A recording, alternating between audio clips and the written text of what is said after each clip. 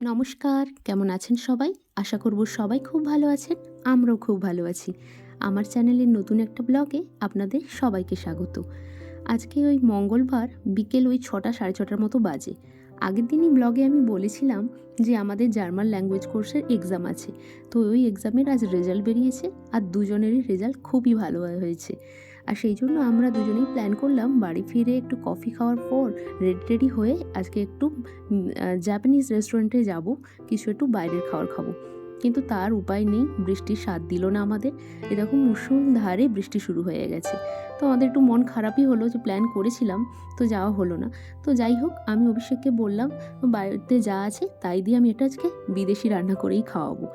কিছুই বিদেশি রান্না করব না, যা আছে সেই দিয়ে একটা কিছু করব।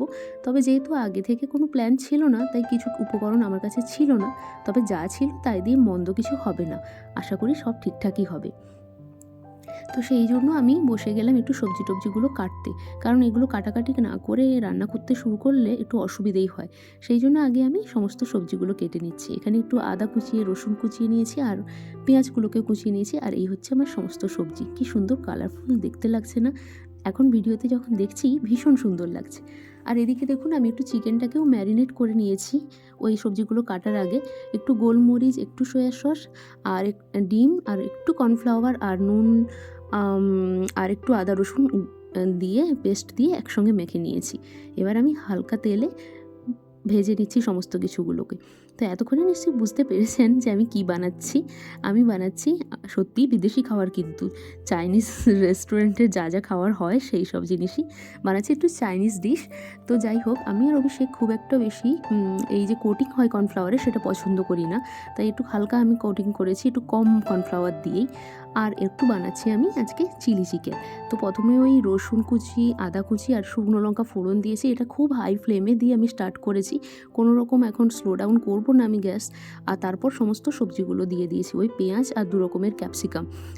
আর তারপরেই আমি রেডি করছি একটু সস, যেখানে একটা মিক্সচার সস যেটাতে আছে tomato ketchup, red chilli sauce আর সয়া সস।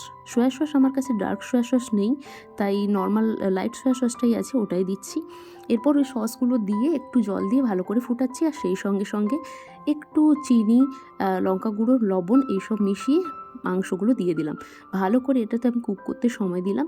আর আমি না একটু চিলি চিকেন ড্রাইটাই বেশি পছন্দ করি, কিন্তু অভিষেক একটু গ্রেভি না হলে খেতে পারে না, তাই এই জলটা রাখবো, এতটা একদম শুকনো করব না।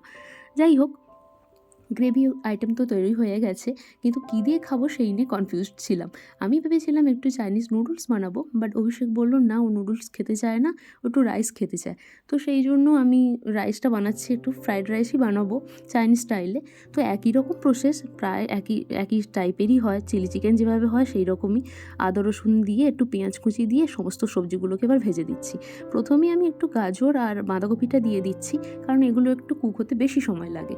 আমি কিন্তু আপনারা লক্ষ্য করেছেন যে কোনো রকম লবণ প্রথমে ব্যবহার করছি না। লবণ দিয়ে দিলেই সবজিগুলো জ্বলে যায় আর খেতে টেস্ট হয় না। একটু ক্রাঞ্চি থাকলেই বেশি ভালো লাগে। তারপর আমি ক্যাপসিকামগুলো দিয়ে একটু নেড়ে একটু গোলমরিচ, লবণ আর একটু চিনি, সেই সঙ্গে একটু সয়া সস দিয়ে দিচ্ছি।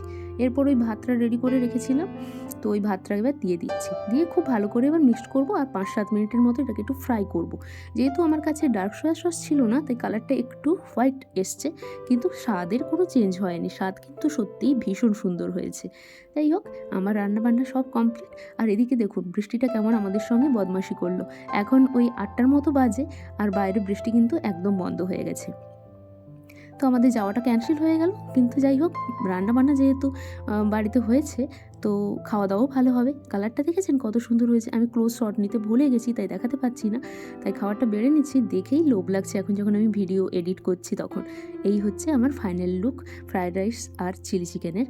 তো আপনাদের এই ফ্রায়েড রাইস আর রেসিপিটা কেমন লাগলো আপনাকে অবশ্যই জানাবেন। দারুণ টেস্ট হয়েছে।